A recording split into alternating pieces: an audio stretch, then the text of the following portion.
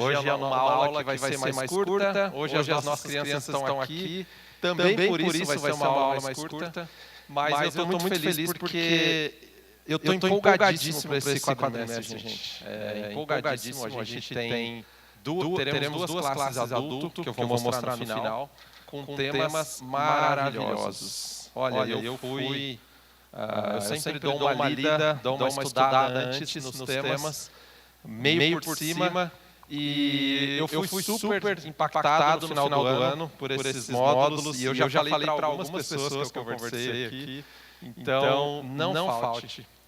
Quer tirar a prova? Vem na primeira aula, então, das classes separadas, semana que vem. E aí você me fala. Os adolescentes vão ter um módulo também fantástico. Eles começaram com a série do Evangelho agora. Então, a gente vai para a quinta série do Evangelho, se não estiver enganado, que vai ser nesse quadrimestre, e eles vão, acho que, para a terceira. Gente, eu mandei um link aqui, então, já acessa, se você quiser ali, acesse esse link, eu vou deixar aberto aqui para mim, das perguntas, e assim que você for enviando, a gente... Isso, aqui, eu vou deixar logado só para eu saber aqui quais são as perguntas, tá bom? Abrir. Ô, Abner, faz aquele favor para mim, abre o link, vê se você consegue acompanhando as perguntas lá. Ô, Léo, ou você que está aqui perto também, porque eu vou precisar abrir meu celular aqui. Legal. Gente, então, vamos lá. Eu queria começar essa aula falando com as crianças. Onde estão as crianças aqui? Estão aqui? Estão de férias ainda? Estão de férias? Eu estou com 2 de férias lá, está uma animação maravilhosa, gente, maravilhosa. É fome daqui, é tédio de lá, tem de tudo, né? Tem de tudo. Passo o dia inteiro comendo. Eu estou com fome, tá? Quer um suquinho? Não sei o que eu quero comer. Então, isso é todo dia, gente, todo dia. Aí tem que levar para o parquinho, e aí eu fico no parquinho um tempão, só que como eu tenho um pequeno, eu ainda não consigo sentar no banco e ficar assistindo eles brincando. Eu tenho que ficar com a coluna, subindo, segurando, né? Normal. Mas aí as crianças, eu queria saber de vocês, se vocês gostam de passear. Você gosta de passear? Sim? Sim? Aí eu quero saber para onde vocês gostam de passear. Para a praia, olha, essa daqui já gabaritou.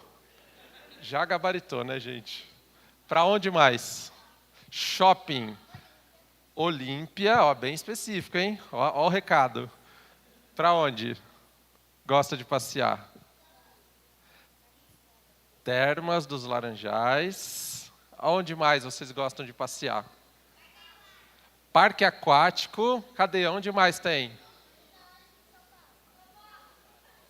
Olha só, gente, eu não ouvi. O que de São Paulo? Zoológico de São Paulo. Eu fui em um, gente. Nossa, mas eu não consigo explicar o quanto eu cansei naquele negócio. Tinha morro para todo lado, passamos metade do dia. Eu vi até um pai, de verdade, gente, eu vi um pai com 2, acho que eram gêmeos, eram bem próximos, carregando um carrinho no morro, assim, mas suando. Então é gostoso, é super gostoso. Vamos lá, gente. E aí, quem mais gosta de passear aí? Churrascaria, isso é bom. Churrascaria é bom. Casa dos primos, é bom, né, gente? Passear é bom, né? Quem mais gosta de passear? Para onde? Aqui. Passear, não? Onde? Aonde? Sorveteria. Quem mais gosta de passear aí? Casa da avó. Restaurante. Eu adoro passear no restaurante. Falaram churrascaria aí, só perde para comida japonesa. Não tem como, não tem como. E passear é bom demais, por quê, gente? Porque a gente sai da nossa rotina, né? A gente sai do nosso... Alguém falou restaurante, né? Come uma comida diferente, então a gente conhece lugares diferentes. E eu queria, em 2 minutos, contar de um passeio que eu fiz. Eu peguei o carro... Quando foi? Segunda-feira de madrugada, 5 horas de madrugada, né, gente? 5 horas, 5h30. E aí peguei o carro, alugamos um carro, fomos passear. Essa segunda-feira agora. Tava tudo lindo, e eu gosto de fazer checklist. Não quer dizer que eu lembro de tudo no checklist, mas dessa vez eu lembrei de tudo. O que eu fiz? Anotei alguns dias antes, coloquei lá tudo, a gente ia para a praia, que gabaritou aqui na primeira resposta. O Martim ia conhecer a praia. E aí, de manhã, comprei carregador, comprei suporte para pôr no carro, porque é sempre aquele trabalho do celular caindo no carro, né? Meu Deus do céu. Mas aí, aconteceu que a gente precisou alugar um carro e aí tinha toda a tela lá, tudo bonitinho, para quem tem um carro que tem tela. Olha, eu não conhecia, é bom demais. Mas aí a gente saiu, estava escuro ainda nessa viagem. Clara e Martim dormiram logo nos primeiros minutos. E eu, como um pai precavido, o que eu fiz? Eu peguei o Waze, era 5h30 de viagem. Aí eu peguei, fui no nossa inteligência artificial, se você usa, e falei assim, olha, eu vou viajar com 2 crianças pequenas, me ajuda a escolher onde parar, onde fazer 2 a 3 paradas durante as 5h30. Aí ele me respondeu 3 lugares. Eu falei, maravilhoso.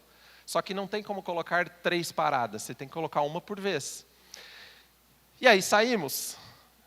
Deu, acho que uns 40 minutos, a gente começou a conversar, a cantar música e tal. E eu tenho um negócio, gente, que eu ponho o Waze e parece que eu esqueço ele. Eu não coloquei os alertas. Eu sei que a hora que eu vi, eu passei a entrada do posto, do primeiro. Estava um trânsito assim, passei a entrada, tinha 1h30 de viagem. Aí o que eu fiz? Parei o carro, eu falei, deixa eu colocar, já que eu mexi, coloquei a rota do próximo posto. Paramos no próximo posto. E aí, na saída do próximo posto, na correria, eu fui escolher o segundo. Eu entrei lá, posto, porto, não sei do quê. E aí, coloquei e fomos. Deu, acho que mais 2 horas e pouco, e fomos. E fomos, e fomos. Eu estranhei o caminho? Estranhei, gente. Confesso que eu estranhei. Mas, né, eu nunca fui, o Waze está falando que é para ir para lá, então deve ser para ir para lá. Libera um lugar aqui para mim, por favor. Se o Waze falou que está indo para lá, eu vou para lá. Aí, gente, passei por São Paulo. Eu falei, está estranho isso. E continuei. De repente, eu entro numa rua e eu percebo que ele dá um retorno gigantesco na rua. Aí eu fui olhar, parei, fui olhar. Eu estava indo para Santos. E eu ia para Ubatuba, Enseada. Gente, para resumir a história, eu viajei 11h30. 11h30. Aumentou 4, sei lá o que mais que aumentou lá. E graças a Deus, a Bárbara falou, bom, então a gente já sabe que dá para viajar para o sul, porque as crianças aguentaram. Por que eu estou falando isso, gente? Porque é gostoso demais viajar, é muito gostoso, mas quando a gente não presta atenção, eu contei a história aqui que eu até esqueci de pôr as fotos aqui, ó, o mapa, então não era desse tipo de mapa, né? Antigamente a gente ia com aquela agenda que tinha um mapa, né? Não, era o Waze, o bendito Waze. Ah, tá, não, o pessoal dormiu durante a viagem, só eu que não dormi. Depois de 11h30 dirigindo, eu juro que na estava duro, gente. Estava duro, eu estava dirigindo só com a pontinha do pé. Mas, o que eu quero dizer com isso, gente? Às vezes a gente tem o mapa.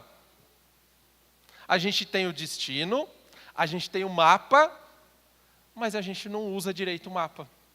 Ou melhor, a gente deixa o mapa do lado, né? Deixa o mapa do lado e não, deixa que eu vou indo. Deixa que eu sei para onde eu estou indo. E o mapa está lá. Então, às vezes, a gente tem o mapa, a gente tem o trajeto, a gente tem a boa intenção e faz quase 5 horas a mais de viagem. Acontece. Acontece. Deveria?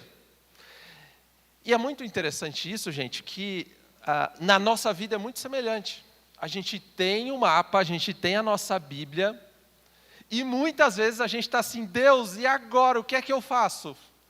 É como se Deus olhasse e falasse assim, mas meu filho, abre a Bíblia, eu vou falar com você. Então, não é porque eu estou na igreja, não é porque eu tenho uma Bíblia, não é porque eu sou crente, que as coisas vão funcionar bem. Vamos explorar melhor isso durante o dia de hoje. Mas a praia chegou, tá, gente? Foi tudo bem. Graças a Deus. A volta foi super mais rápida. E esse tipo de coisa eu acho que a gente erra uma vez só, tá? Eu acho, porque... Enfim. Aí eu queria ler um texto aqui com vocês, já vou abrir os dois. Mateus 7, 24 e 27. Diz o seguinte esse texto, gente. Portanto, quem ouve essas minhas palavras e as pratica é como um homem prudente que construiu sua casa sobre a rocha. Caiu a chuva, transbordaram os rios e sopraram os ventos, e deram contra aquela casa. E ela não caiu porque tinha seus alicerces na rocha. Mas quem ouve essas minhas palavras e não as pratica é como um insensato que construiu sua casa sobre a areia. Caiu a chuva, transbordaram os rios, sopraram os ventos e deram contra aquela casa, e grande foi a sua queda.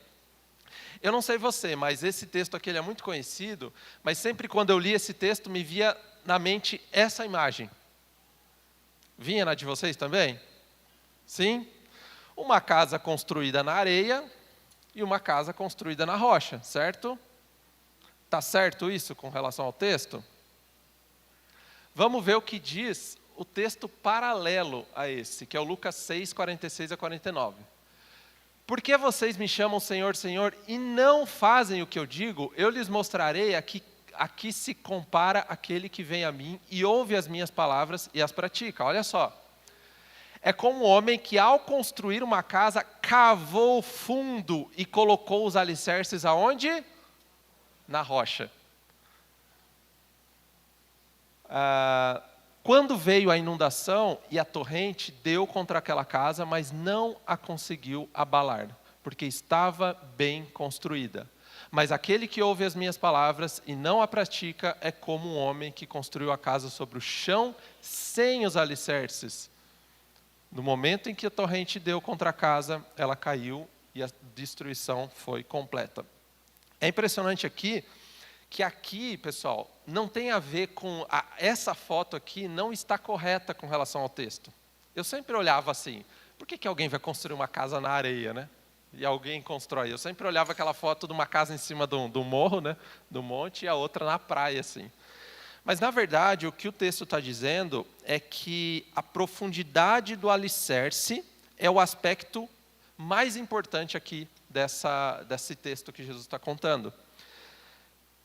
É o aspecto mais carregado nessa palavra de Jesus. É um detalhe que Mateus não explica, mas Lucas deixa muito claro. Ele fala sobre o quanto foi cavado. Em outras palavras, quando você está cavando para colocar um alicerce, vai chegar um ponto que vai ter areia. Vai chegar um ponto que vai encontrar a parte mais rochosa. Então, o que o texto está dizendo aqui é isso. E aí, até onde nós cavamos? Até onde você cavou? Ele é como um homem que, ao construir uma casa, cavou fundo e colocou o alicerce sobre a rocha. E aqui Jesus ele revela que o problema não é apenas aonde você constrói a sua casa, mas até onde você cavou para construir a casa que você construiu. Percebe? Isso tem um princípio muito importante. Se nós não cavarmos fundo o suficiente, essa casa vai ficar frágil, ok? A fé que não cava fundo o suficiente nunca vai chegar à rocha. Vamos entender melhor isso. Qual que é o erro aqui? O erro é parar onde é mais fácil. A casa que parou na areia. E aqui é interessante, gente, que quando a gente fala sobre a casa construída na areia, vi muita areia nos últimos dias, mas quando a casa ela é construída na areia, não é uma casa construída em rebeldia. Então não é alguém, por exemplo, que constrói a sua vida em outras coisas que não em Deus.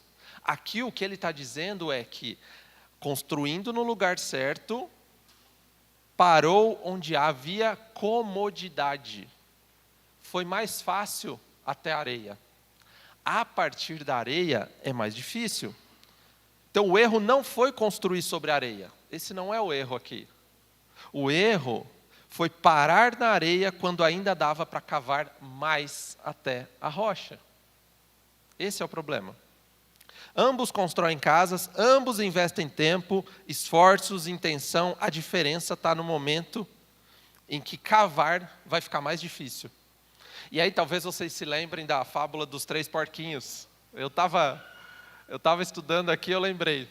Um deles, super rápido, né? Construiu rápido e foi brincar. O segundo, mais ou menos, foi brincar. E o terceiro demorou e arquitetou. Até que o lobo destruiu a casa dos outros 2 e eles foram se abrigar na casa que estava mais firme.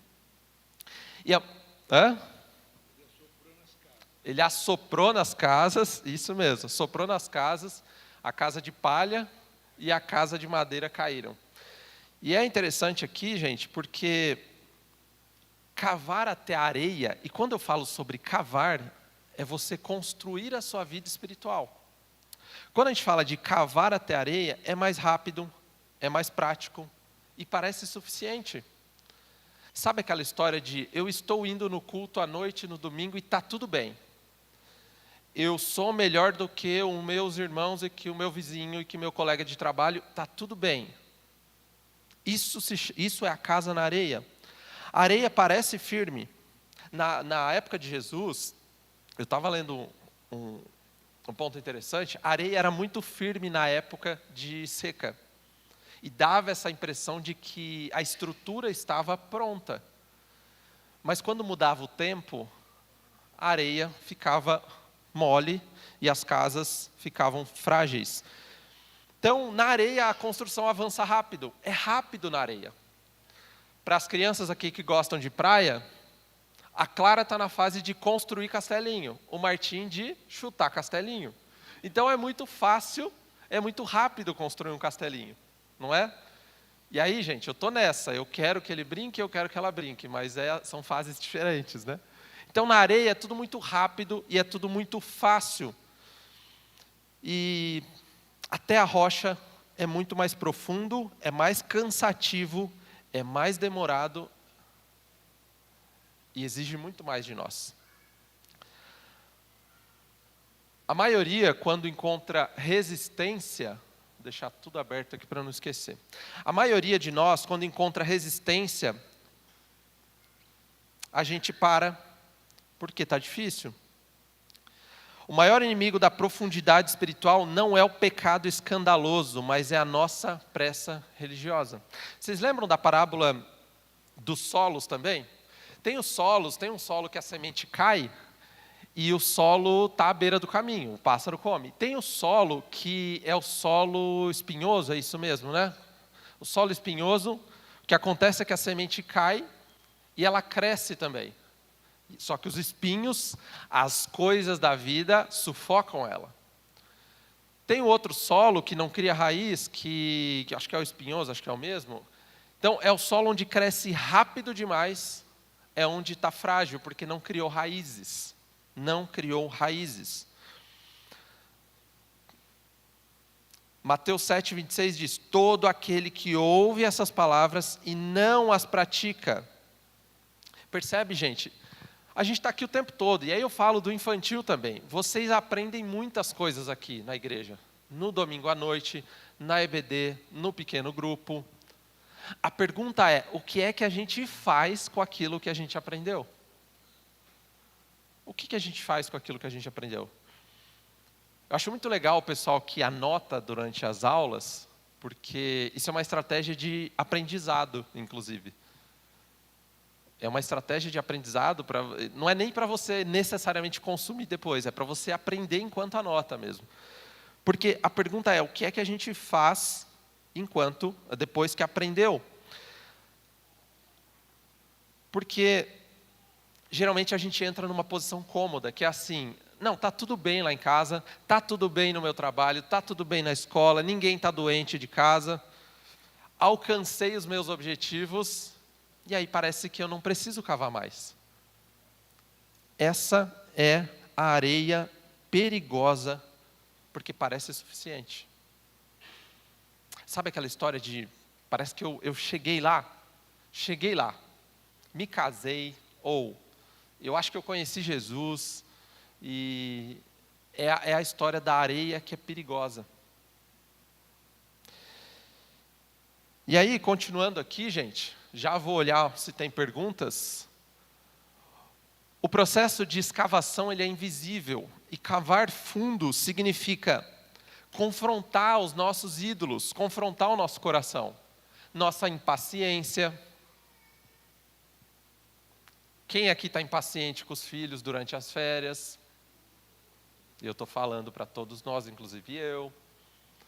Quem aqui peca na avareza, tem maus desejos, e está tudo bem na sua cabeça com relação aos maus desejos, porque ninguém vê. Cavar mais fundo é você confrontar o seu próprio coração. Uma coisa que eu estou ensinando para a Clarinha, por exemplo, que é, quando ela está com raiva, o que ela faz? Porque até então, estar com raiva na cabeça, na nossa imaturidade, está tudo bem, eu estou com raiva, eu vou gritar.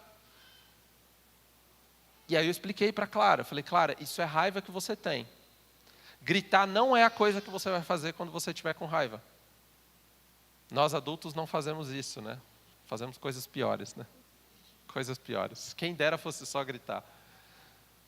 Mas cavar mais fundo é confrontar o nosso coração, é a morte do nosso orgulho, é humilhar-se e passar a ser alguém ensinável. O que acontece quando alguém fala para você assim, Elias, você é muito impaciente. Elias, você não consegue conversar direito. Elias, você percebeu que você está nervoso de novo? Como você reage a esse tipo de comentário? Como? Cavar mais fundo é a morte do nosso orgulho, porque quem quer estar errado durante uma conversa? Fala para mim. Me apresenta. Essa pessoa que está pronta para ser transladada. Ninguém quer, gente. Nós somos assim, é por isso que a história do engolir sapo gente. Cavar mais fundo é isso. Exposição da nossa autojustiça é reconhecer-se pecador e errante. O que mais? O abandono do nosso controle, entregar os nossos sonhos, os nossos planos e o nosso futuro a Deus. Gente, o que a gente faz quando tudo está dando errado? O que a gente faz quando tudo está dando errado? Por isso, muitos preferem parar na areia, porque até a areia, você mantém aquele seu, sabe, eu sou quem não leva o desaforo para casa, eu dou a última palavra. Parar na areia é isso. Eu estou com Jesus, eu estou indo na igreja, faço parte de um ministério e mantenho o meu ego intacto, irretocável. O que acontece quando vem a torrente? A areia não confronta, não sangra e não humilha. Você não precisa de conforto, meu irmão. Você precisa de contato. Contato que ferro afia o ferro, sabe? É disso. Eu li um artigo recentemente, eu acho que é do Jesuscope, falando sobre igrejas confortáveis demais. As pessoas não crescem. Parece uma creche. Quando você não deu o doce que o crente queria, ele vai para outra creche. Porque é um consumo desacerbado de serviços. Então a maioria das pessoas, elas não rejeitam Jesus. Olha que interessante. A maioria das pessoas não rejeita, elas apenas não querem depender dele totalmente. Não querem depender totalmente de Jesus. Querem preservar o seu ego, porque cavar mais e mais fundo vai precisar tratar de algumas coisas que doem. Continuando. Antes disso, sabe se tem pergunta, Abner?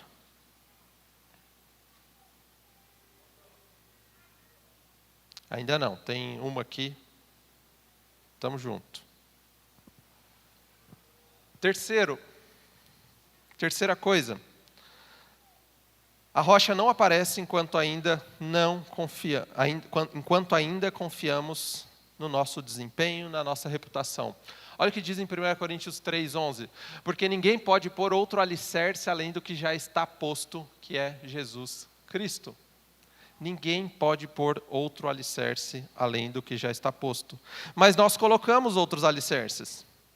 Nós escolhemos depender de outras coisas. Nós escolhemos alicerçar a nossa vida em pessoas, em coisas voláteis. E olha só essa imagem que interessante. A areia, aqui, você tem a areia, você precisa passar pela areia para chegar no solo rochoso. Então a areia aqui, ela é um caminho, é onde está fácil. Sabe aquela pessoa que se converteu? Aquela pessoa que se converteu, o caminho só está começando. Só está começando. Você que é novo na fé, o caminho com Jesus só começou. É muito mais profundo. Então a areia ela parece perigosa porque parece sólida quando o tempo está bom. O autor Timothy Keller fala, o evangelho não é Jesus ajudando você a viver sua vida. É Jesus se tornando a sua vida. Então, Jesus não vai ajudar você a resolver os seus microproblemas, os seus planos. Jesus quer que Ele se torne a sua vida. Nós só chegamos à rocha quando não sobra mais nada para sustentar o peso da vida. E aqui eu quero falar algumas coisas interessantes. Deus não quer te fazer feliz, meu irmão. E aí talvez você fale assim, mas ele não é pai? É. Mas eu preciso te contar isso, tá? Deus não quer te fazer feliz, Ele quer te fazer santo. E Ele sabe, e Ele está disposto a comprometer a sua alegria, para quê? Sua alegria temporária, sua felicidade temporária, para garantir a sua maturidade e a sua santidade eterna. Então Deus não quer te fazer feliz. Ele quer te fazer santo. E Ele sabe que você só será feliz quando for santo. E muitas vezes a gente acha que é o evangelho da Xuxa, né? Lembra que eu falei para vocês aqui? O evangelho da Xuxa está sendo pregado em muitos lugares aí. Que é o quê? Tudo que eu quiser, o cara lá de cima vai me dar. Não vai. Não vai. Não é isso que é prometido na palavra. Ainda que eu ande pelo vale de sombra e de morte, eu não temerei mal algum. Por quê? Porque tu estás comigo. Não é porque não tem vale. Tem vale. Não é porque não tem tristeza, tem tristeza, mas tu, Senhor, está comigo, e não importa onde eu estiver, se o Senhor estiver comigo. Então, o compromisso de Deus comigo e com você não é a nossa felicidade, mas é forjar Cristo em nós.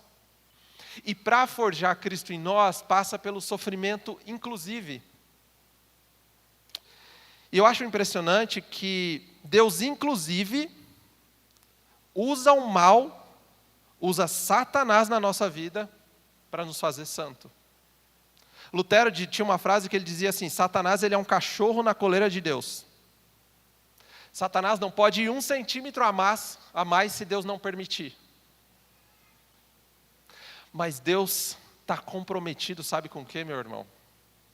Com a nossa santidade e nosso caráter. Porque não importa Ele te dar uma vida agora e você passar a eternidade no inferno.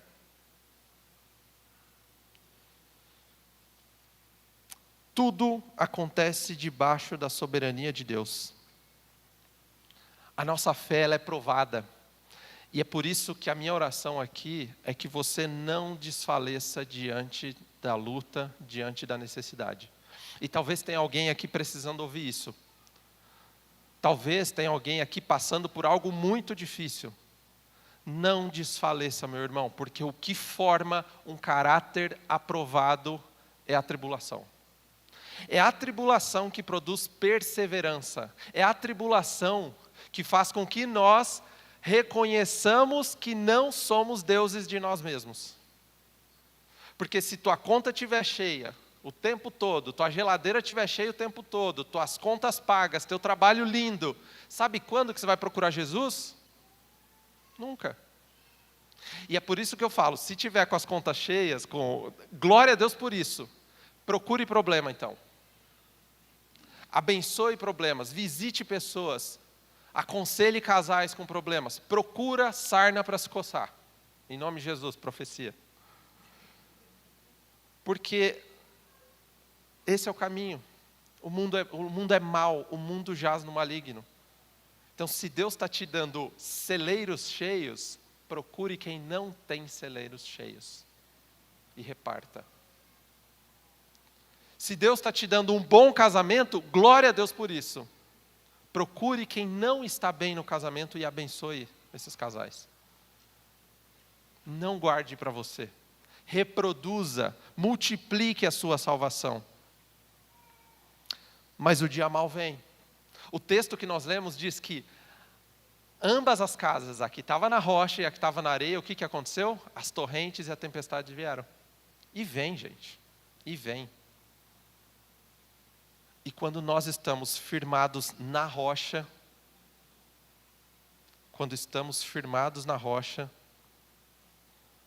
aquela casa não cai.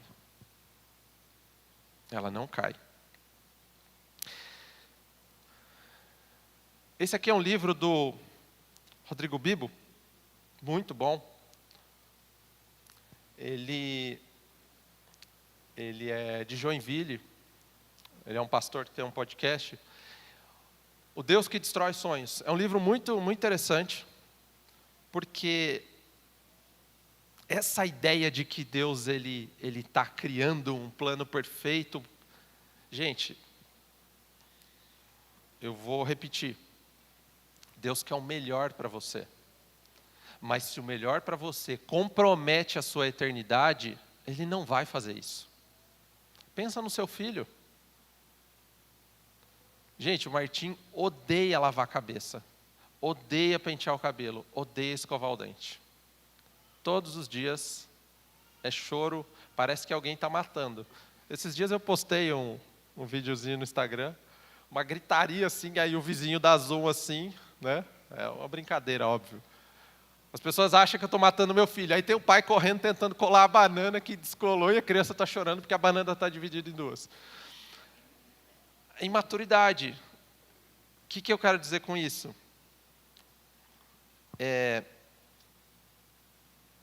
Deus ele quer o nosso bem, mas não a qualquer custo.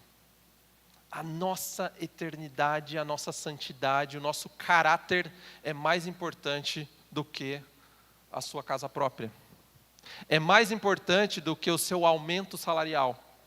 É mais importante do que qualquer coisa, porque Deus não está comprometido com o seu conforto. Ele está comprometido com o seu caráter. Desfrute de tempos de conforto, mas não se engane. Não se engane. E aí tem uma frase do pastor John Piper que ele diz: a Bíblia não existe para apoiar as nossas ideias sobre Deus. Ela existe para destruí-las e reconstruí-las corretamente. Porque a nossa ideia sobre Deus é uma ideia parecida com o gênio da lâmpada, sabe? É aquela ideia de que Deus vai dar todos os meus sonhos. Gente, Deus, Ele é Pai. E é por isso que tudo que você ama, tudo que você sonha, entregue aos pés da cruz. Entregue. Porque, de novo, Deus não destrói sonhos porque Ele está dando risada do destino, não é nada disso. É porque Ele está comprometido com o meu e o seu crescimento. E Ele não vai dar nada para você que faça mal para você. E a quarta e penúltima coisa, a tempestade ela não cria a ruína, ela apenas revela. A casa, ela não caiu porque a tempestade foi forte. Não foi por isso que ela caiu. Ela caiu porque nunca foi fundo o suficiente o alicerce. O juízo de Deus, lá no último dia, não vai ser porque Deus é severo demais. O inferno, eu disse aqui no último módulo, que Deus não manda ninguém para o inferno. As pessoas já estão em rota, elas só vão chegar. O que acontece é Deus tirando as pessoas do caminho. Então, o juízo, o sofrimento, é o encontro final com as próprias escolhas. A fé que não aguenta o peso da eternidade nunca foi fé verdadeira. E aqui, de novo, o texto diz, quando a tempestade vier, e não se ela vier, é quando. Então a tempestade vem sim. E nós só chegamos à rocha quando não sobra mais nada para sustentar o peso da vida. Gente, você que talvez já passou por tribulações, por situações mais difíceis, e Deus te deu o consolo, Deus te deu o renovo, eu tenho certeza que você tem testemunho para dizer o quanto você conheceu a Deus naquele tempo. Então não se assuste quando as coisas não irem bem. Não se assuste quando você for rejeitado. Não se assuste se as coisas não estiverem indo bem. Elas não foram nada bem para Jesus. E aqui eu estou dizendo de alguém que se assusta também, tá? Eu estou falando isso para o meu próprio coração. Fale com o seu coração, como diz o salmista, minha alma, confia no Senhor, minha alma. Por que você está abatida, minha alma? O que está acontecendo? Davi conversava com o próprio coração. Converse com Deus como Abacuque. Abacuque conversa com Deus. Porque nós estamos entrando num ano que reserva para nós muita coisa boa e glória a Deus por isso. Mas se vier o dia mau, não se surpreenda, busque a Deus, ainda que você passe pelo vale. Não tema, não porque você é uma pessoa desatenta, mas porque o Senhor está contigo. A oração é essa: Senhor, eu não sei por que isso está acontecendo. Eu não sei para onde e por qual propósito, ou o que o Senhor vai me ensinar. Mas eu quero me deleitar no Senhor. Como diz Paulo, eu quero me alegrar em tudo, inclusive nas tribulações.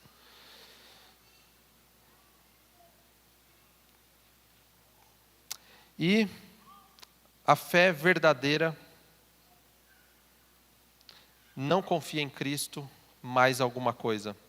A fé verdadeira confia somente em Cristo. E o nosso ano, gente, se nós não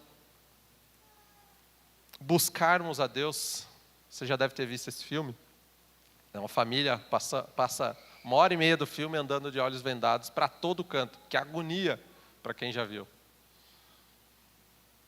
Eles não podem abrir os olhos, tem um bicho lá que se eles abrirem os olhos eles são mortos. Então eles têm que ficar, para ficar vivo, eles têm que ficar de olhos vendados. E aí vocês veem o mal chegando, vocês veem as correntezas, quando eles pegam a correnteza, o abismo chegando e eles tudo de olhos vendados. É dessa forma que eu imaginei as nossas famílias se nós não estivermos alicerçados na palavra. Não permita, meu irmão, que o acaso guie a sua vida. Não permita que o governo guie a sua vida, que o seu chefe guie a sua vida. Entregue o seu caminho.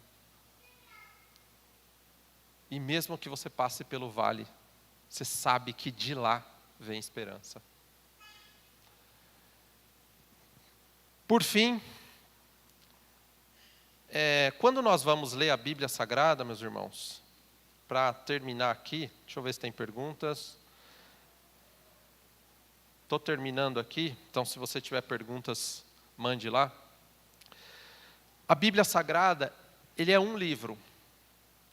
E eu quero em alguns minutos agora desmistificar essa ideia de que a Bíblia Sagrada é um livro complexo demais. A Bíblia inteira conta uma história somente. A história de Deus e do que Ele está fazendo no mundo. E aí eu peço que você preste atenção aqui, antes de a gente terminar. A Bíblia conta uma história. E nessa história, no Antigo Testamento, existe uma criação. Deus cria sabendo de todas as coisas. E o Antigo Testamento inteiro, ele é uma maquete até Cristo, porque o ápice da Bíblia Sagrada é Jesus.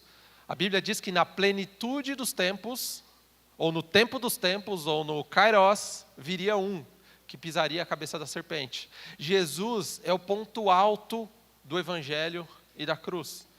Então, na Bíblia Sagrada, tudo que você lê de Gênesis 1:1 até o final, está contando uma história. A história de Deus que escolhe um povo para ser o berço do Messias. Então, Deus está pensando em Jesus desde o começo. Essa semana passada, tem uma amiga que mandou uma pergunta. Ela não é evangélica, ela está lendo a Bíblia, está no projeto de ler a Bíblia inteira. E é maravilhoso porque ela já leu mais livros do que muita gente que eu conheço, livros cristãos. Ela acabou de ler o livro Perdoar, do Tim Keller, muito bom livro. Inclusive, um dos módulos que eu dei foi depois que eu conversei com ela sobre um livro. E ela me fez uma pergunta, eu não lembro especificamente agora qual que era a pergunta, mas era sabe aquelas perguntas difíceis do Antigo Testamento? E aí eu falei para ela, o Antigo Testamento, ele não tem um fim em si mesmo. Ele é um propósito, ele é uma maquete, é uma formação de um berço, é o berço do Messias. Então, todas as injustiças que acontecem no Antigo Testamento, não quer dizer que Deus concorda. Quer dizer que aquilo é uma narrativa. Por exemplo, poligamia, uma coisa que as pessoas falam, por que na Bíblia tem poligamia? Tem. Mas não quer dizer que Deus concorde. Então essas 4 palavras, elas nos ajudam a entender a história da Bíblia Sagrada, que é criação, queda, redenção e consumação. Por essas 3 palavras a gente conta o Evangelho inteiro. Teve um módulo que a gente falou sobre evangelização, né? A gente consegue falar da Bíblia inteira em 2 minutos. Criação, queda, redenção e consumação. Então, todas as vezes que você abrir a sua Bíblia, procure, tente entender qual que é o propósito disso na grande história. Porque Gênesis não está separado da grande história. Êxodo não está separado. Deus cria como um ato criativo, como um Deus de amor, e Ele cria para expressar o amor. Nós, voluntariamente, escolhemos andar para longe de Deus e sermos os nossos próprios deuses. Nós escolhemos tomar as nossas próprias decisões. Não foi isso que a serpente fala? O que ele disse? Que você não pode comer disso? Na verdade, ele não quer que você seja igual a ele. E acontece a queda quando nós rompemos com Deus. E Deus, soberanamente, já sabendo, a Bíblia vai dizer que o Cordeiro de Deus foi morto antes mesmo da fundação do mundo. Lá na plenitude dos tempos, nasce um menino, Jesus, que pisaria a cabeça da serpente. Jesus, então, toda a história do Antigo Testamento, toda a lei sacrificial, toda a lei mosaica, ela existe para que quando Jesus viesse, tudo isso se cumprisse em Jesus. Então, a ideia do cordeiro que era morto na Páscoa, a ideia do cordeiro que era abandonado no deserto, o sangue que ia nos umbrais das portas, tudo isso era uma maquete, era um arquétipo, ou era um tipo, um exemplo, até que chega a plenitude dos tempos, onde não precisa de mais sacrifícios. Jesus é o sacrifício perfeito. E por fim, ele vem para inaugurar uma nova criação. Se lá no Éden, Adão foi o primeiro homem, Jesus se torna o novo Adão, para que lá na consumação, o novo jardim seja inaugurado em Apocalipse 19, 20 e 21. Quando a nova Jerusalém desce do céu, a árvore da vida vai estar lá na nova Jerusalém e o próprio Jesus vai habitar na nova Jerusalém conosco. Então a Bíblia inteira é contada a partir dessas 4 palavras: criação, queda, redenção e consumação. Por que é que nós evangelizamos? Porque nós sabemos que existe um caminho de redenção para toda a humanidade. Então, a Bíblia, meus irmãos, como disse um pastor que eu acompanho, a Bíblia não é chato é você, chato sou eu. É porque talvez nós não entendemos ainda. E eu não sou o tipo de pessoa, gente, que eu vou participar de uma gincana bíblica e eu vou saber o nome dos reis, sabe aquela história de, nossa, onde está? Eu gostaria de ser assim, tá? Mas eu entendi que o mais importante é nós entendermos qual é a lógica da Bíblia Sagrada. Leia a Bíblia inteira se você não leu, participe do grupo. Onde estão as pessoas do grupo aqui? Aqui, né? As pessoas do grupo, legal. Aliás, fiquem de pé vocês. Fiquem de pé rapidinho, vocês que são responsáveis pelo grupo de leitura bíblica. Isso. Suzana e Alessandra. Então, procurem elas, obrigado, pode sentar. Porque você precisa ler a Bíblia inteira, você precisa conhecer a sua Bíblia. Depois que você ler a Bíblia inteira, faça o que eu estou tentando fazer, morar num livro. Lê até que aquele livro, até que aquele livro... Eu estava conversando com alguém outro dia na biblioteca e foi tão maravilhoso, porque a gente descobre coisas maravilhosas na Bíblia Sagrada quando a gente reserva tempo de qualidade.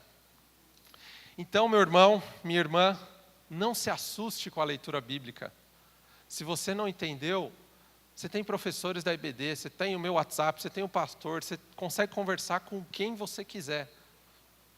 Tem 2 pessoas aqui da nossa EBD que elas estão conversando comigo há mais ou menos uns 6 meses sobre a Bíblia, se preparando para futuramente se tornar professores. E eles me mandam umas 2, 3 vezes por semana, alguma pergunta cabeluda, alguma coisa lá que às vezes eu tenho que pesquisar. Eu falo, essa é boa, essa eu não tinha pensado. Mas faça isso. Faça isso. A Bíblia Sagrada é um livro maravilhoso e rico. E lembre-se, os nossos alicerces, eles não vão estremecer quando eles estiverem enfincados na palavra. Eu nem lembro mais o que eu coloquei nos slides, gente, mas vamos lá. Aqui é uma recomendação de um livro, tá? Se você for estudar a Bíblia esse ano, leia a Bíblia a partir desse... Entendes o que lês? Ele explica todos os gêneros literários, porque é que a Bíblia contém alguns tipos de narrativas.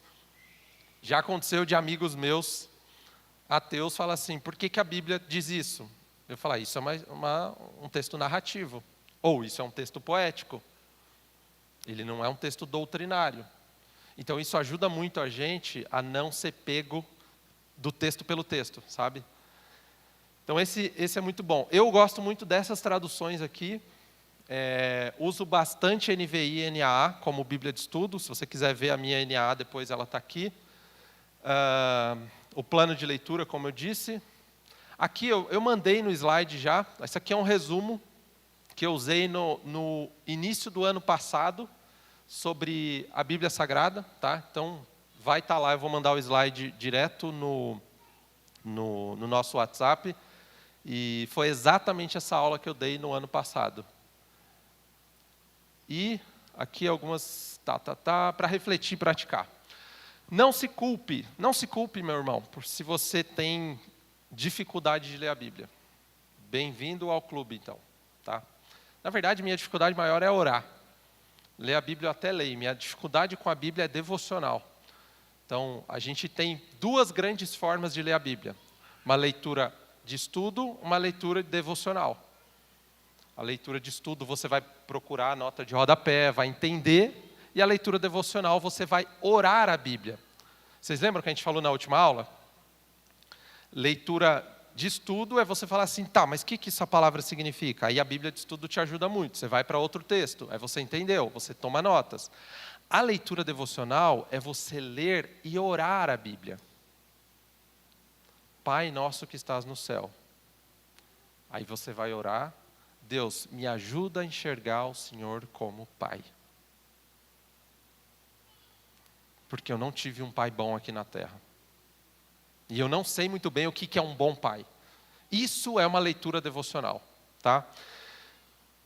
Não se culpe então, vá até Deus e faça como Davi. Sonda o meu coração, Senhor, e me mostre o caminho da tua misericórdia. Purifica-me e lava-me. Eu quero ser completamente teu. Irmãos, as misericórdias de Deus se renovam a cada manhã. Então não se culpe. É Satanás que quer ficar batendo na sua cabeça, dizendo que você não consegue, que você não... Parece que você é a única pessoa do mundo que não consegue fazer devocional, né? Não é verdade assim? Não é possível, todo mundo consegue menos eu. Mentira, isso é mentira do diabo. Não acredita nele. As misericórdias do Senhor se renovam a cada manhã. E amanhã de manhã você tem outra oportunidade de se encontrar com o Pai. De falar com o Pai. E se você não conseguir, fale com Ele depois da manhã. Pode ser à tarde, pode ser de noite. Não precisa ser às 3 da manhã não, tá gente? Mas pode ser também. Comece seu dia com Deus, se possível. Não deixe para depois. Busque o seu maná diariamente. Diariamente. Bom, antes da surpresa aqui, terminou os meus slides. Eu quero já chamar o pessoal que vai cantar uma música aqui. A gente vai cantar uma música para finalizar. Pode falar. Não, legal. Deixa eu falar sobre isso. Até chegou uma pergunta aqui agora também. Gente, o devocional, a gente falou muito sobre jejum no ano passado, na última aula. Devocional e jejum, comece pequeno. Tá? E eu esqueci de falar de jejum agora porque eu abandonei meu esboço, tá? Porque eu ia falar de jejum também. Mas deixa eu falar do devocional primeiro. Começa com 10 minutos. Põe um louvor que te conecta com Deus. O maior desafio do devocional é você pensar nas tuas outras coisas, nas tuas contas, nos teus problemas. Por isso que eu coloquei lá de manhã. De manhã a cabeça está mais vazia. Então assim, coloca uma música que te conecta com Deus. A expressão pensar em Deus é muito legal. Você consegue pensar em Deus? Eu consigo por pouco tempo durante o dia, porque logo vem os boletos. Mas assim, de manhã, se você colocar uma canção que te conecta, é muito mais fácil. Então não se culpe porque seu devocional é curto. Não se culpe porque seu devocional não é aquele maravilhoso. Não se culpe. Se achegue a Deus. O Espírito Santo intercede as nossas orações com gemidos inexprimíveis. As nossas intenções já são orações. Mas Ele quer que você fale. Por que Ele quer que você fale? Assim como você quer que seu filho fale. Fala comigo. Sabe aquela história? Você sabe que eu te amo? Não sei. Fala. Os casais aí, né? Você nunca fala que me ama, mas você sabe. Tá, mas custa falar? Então o devocional começa pequeno, tá? Se você ainda não faz, e a minha sugestão é comece lendo a carta de João. Está muito boa. Se você ainda não leu a Bíblia inteira. E sobre jejum que eu ia falar, gente, que eu acabei esquecendo. Gente, eu não vou conseguir falar o quanto eu experimentei como é poderoso você jejuar. Eu não vou conseguir expressar agora, mas deixa eu te falar. Geralmente a gente está lutando contra pecados. E quando eu digo pecados, não é só pecado sexual, também. Mas às vezes é pecado da gula, pecado da avareza, pecado que a gente falou da impaciência. Agora eu vou te falar. Seu pecado é você versão monstrinho, tá? Experimenta deixar esse monstrinho passar fome. E coloca ele aos pés da cruz, em oração, em súplica. Faça isso. Gente, é poderoso. Não jejue porque você quer um emprego novo. Só. Essa é a quinta, sexta coisa do motivo do jejum, tá? Às vezes a gente se apega nisso, eu quero um emprego novo, vou jejuar. Tá errado, porque o jejum não existe para isso. Pode ser que... Não estou dizendo que não pode, tá, gente? O jejum é alinhar o nosso coração ao coração de Deus. Deus, eu não consigo ser uma pessoa paciente. O que eu faço? Jejua, meu filho. Se deleita na minha presença. Eu gosto muito do texto, acho que Tiago fala, deleita-te na presença do Senhor e Ele concederá os desejos do seu coração. Gente, eu já ouvi de pregação equivocada sobre esse texto. Tá vendo? Pede que Deus vai te dar. Eu pedi uma BMW. Vai me dar? Não. É que de tanto se deleitar, de tanto você se aproximar de Deus, os seus desejos começam a se confundir com o desejo de Deus. E aí os seus pedidos começam a ser atendidos. Porque os seus pedidos, sendo os pedidos de Jesus, vão ser atendidos. E é isso que o jejum, esse é o poder do jejum. Não é só ele te dar o que você quer, mas é você entender o que você precisa. Então, tanto o devocional quanto o jejum, comece, meu irmão. Comece. Eu acho que no último culto o pastor falou do jejum nas quartas, já falou, né? Comece essas quartas-feiras. Comece. Mas não faça jejum sem reflexão e sem oração. Senão é dieta. Aí você muda o nome, tá? Você risca jejum, põe dieta. Tá? Você vai enfraquecer a carne, reduzir o bucho, mas não vai fortalecer o seu espírito. Então, procure, faça jejum. Eu tenho certeza que o seu ano vai ser melhor do que o outro, do que o passado.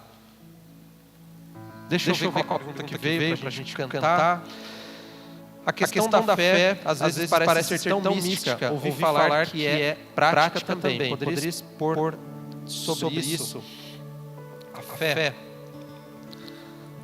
ser mística? Deixa eu pensar. A questão da fé, às vezes, parece ser tão mística. Eu gosto muito do exemplo bíblico, meus irmãos, sobre fé. Talvez é um dos que eu mais uso, você já deve ter ouvido. Fé, na teoria, é confiar no caráter de Deus, certo? O que é fé? É eu confiar no caráter de Deus. E por que fé não é mística? Tudo brota de um coração que creu em Jesus. Tudo. Não adianta eu querer que o meu amigo do trabalho tenha fé em Jesus se ele não tem o coração transformado. Então, o que a pessoa precisa é do Evangelho. Ela precisa ouvir o Evangelho para ela crer em Jesus. Nós que cremos em Jesus, então a fé, como é que ela funciona? É eu entregar minha vida para o Senhor. Significa isso. Qual é o exemplo que eu uso? Sadraque, Mesaque e Abednego. Isaías, Misael e Azarias, é isso? Não é Isaías, é Isaías. Azarias, isso. Eles estavam diante de uma ordem do rei. Se eles não se dobrassem diante do rei, eles seriam lançados na fornalha ardente. E aí, olha só como é que a fé é prática, gente. O rei mandou eles se dobrar. Eles não obedeceram, porque eles já tinham um rei. 2 vezes, 3 vezes. Olha, se vocês não se dobravam, vocês vão para a fornalha ardente. E a resposta deles é maravilhosa. Porque eles dizem, nós sabemos que Deus pode nos livrar da fornalha. Mas ainda se Ele não livrar, Ele vai continuar sendo o nosso Deus. Isso é fé. A fé é você saber que a vontade de Deus é boa, agradável e perfeita, e melhor do que a sua. Então não é mística. Ela é o fruto do coração que creu. Isso é fé.